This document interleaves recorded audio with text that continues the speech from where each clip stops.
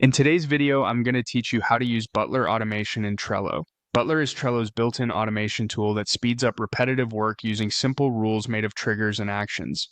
Think of a trigger as the thing that happens, and an action as what you want Trello to do in response. We'll walk through creating a basic rule so you can see the full flow from start to finish.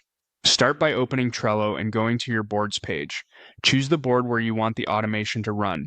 It's best to pick a board with clearly named lists so it's easy to identify what your rule should watch and what it should do. Once the board is open, look along the top for the automation button and click it. This opens the Butler dashboard. From here, select Rules. Rules are automations that run whenever their trigger conditions are met.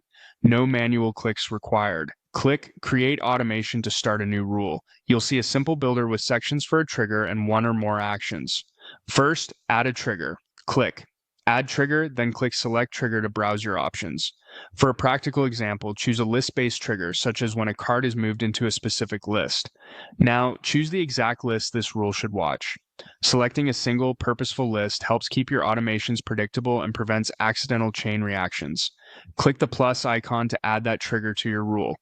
Next, set the action. Click Select Action and choose what Trello should do when the trigger fires. Since we used a list-based trigger, a common action is to move the card to another list, apply a label, or assign a member.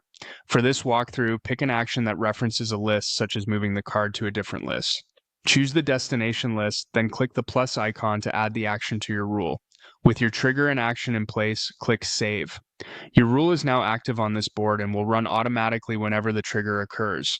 If you don't see it fire right away, double check that you're performing the exact trigger you selected and that you picked the correct lists. Also, avoid creating circular rules like moving a card between two lists back and forth, as that can create loops.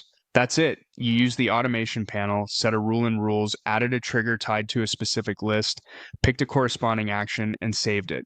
As you get comfortable, you can enrich rules with more actions or conditions, but this foundation will cover most everyday use cases.